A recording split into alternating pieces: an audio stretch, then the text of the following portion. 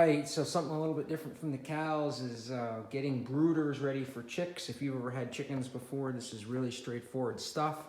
If you haven't, might be helpful to have somebody explain what they do. I've had chickens now for about 40 years or so, and my equipment's changed a little bit, but the principles are pretty much the same. We whipped out a brooder here yesterday. Same as this one. It's the same as I used last year. I like the fact that it's at the height of my waist or so, a little bit higher. As I get older, I don't want to have to bend down and screw around. And I've got a lid here that I can lift up and get access to the chicks.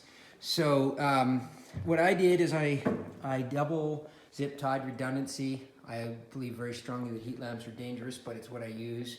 I know there's other alternatives, but I double zip tie them just in case one unexpectedly fails.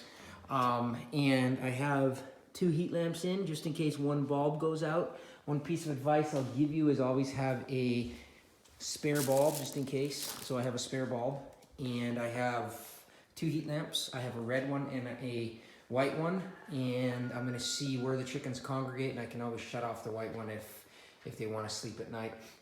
I've got my Farmer Brad's Micro Mini. I had to order a rebuild kit from him, and very professional outfit. I really like Farmer Brad's. Having this Micro Mini water changes the way you do chicks, in my opinion, because I think it's harder for the chicks to fill the bowl with their droppings and the sawdust. And if they do, there's one little bowl there that you can easily clean out, and you don't constantly have to be refilling it. If you don't have one of these, get one. They're not that expensive, and they're super handy. I've got one going in here. I just need to install it. I'm working on that right now.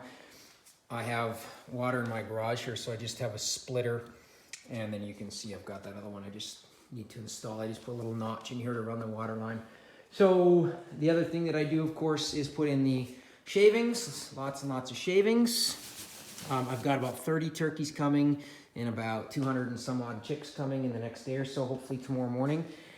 I bought some new feeders. These tend to get really beat up at my place. I like these ones. I know there's lots of different options, so you can do your own research, but I like these ones for crumbles. And they always tend to get beat to hell and run over and things like that, so I usually get new ones every year.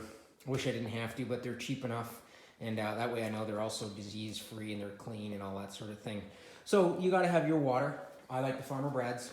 You got to have your heat lamp. You got to make sure they're safe. You got to make sure you've got an extra bulb, and you got to make sure you've got your feed, and you've got to have your crumble. I don't use medicated feed. Some people do. I just choose not to do it. You've got to have your shavings, and you've got to have a place for them to stay warm. Obviously, you've got to have a brooder of some sort.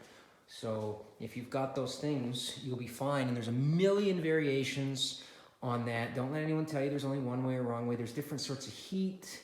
You know, you can get those fancy little pads. You can use heat lamps. You know, there's a million different ways to brood chicks. This is just how I do it here on the farm, and it works for me. And the only thing I would say is the Farmer Brad's is definitely a pretty cool tool. But otherwise, as long as you give them heat and food and water and some shavings, and you keep them clean, you'll be fine. All right, well, good luck, and I'll show you when I get my chickens.